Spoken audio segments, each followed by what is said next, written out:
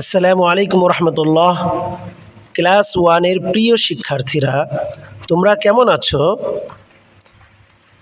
আল্লাহ তাআলার অশেষ মেহেরবানিতে আমি ভালো আছি।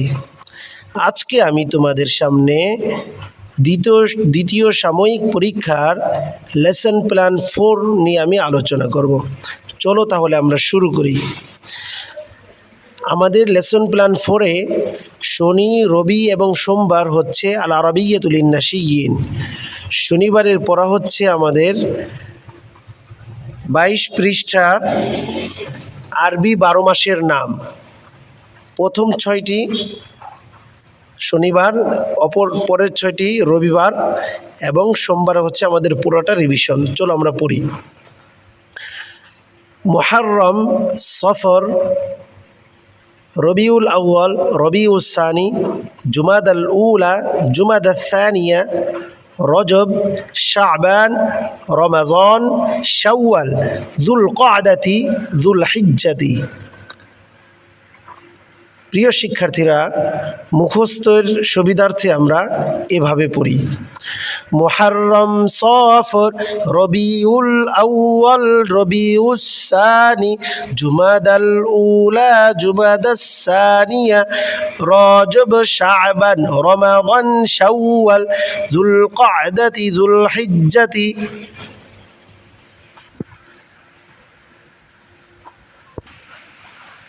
প্রিয় শিক্ষার্থীরা, এই মাসগুলোর আমরা বাংলা নামও মুখস্থ করে নেব: মুহররম, সফর, রবিউল আউয়াল, রবিউস সানি, জুমাদাল উলা, জুমাদাস সানিয়া, রজব, শাবান, রমজান, শাওয়াল, জিলকদ, জিলহজ।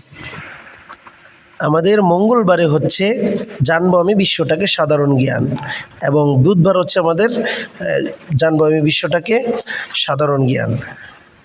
চলো আমরা দেখি এই 2 দিনে কী পড়া আছে আমাদের। মঙ্গলবার হচ্ছে আমাদের 19 পৃষ্ঠার পাঠ নং 11, 1, 2, 4, 5 এই 4টি প্রশ্ন। দেখো 1 নং প্রশ্নটা: বাংলাদেশের সবচেয়ে বড় বিমানবন্দর কোনটি?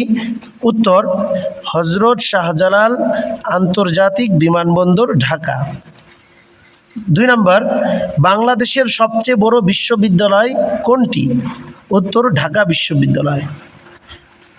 4 নম্বর: আয়তনের সবচেয়ে ছোট জেলা কোনটি? উত্তর: নারায়ণগঞ্জ।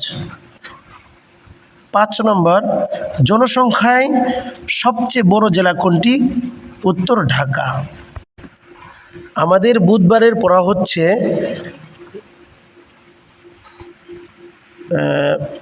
20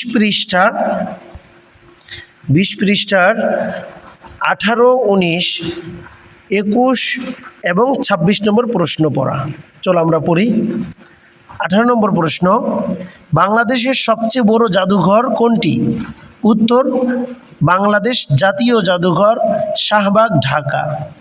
19 নম্বর: আয়তনে বাংলাদেশের সবচেয়ে বড় বিভাগ কোনটি? উত্তর: চট্টগ্রাম বিভাগ। 21 নম্বর: আয়তনে বাংলাদেশের সবচেয়ে বড় জেলা কোনটি?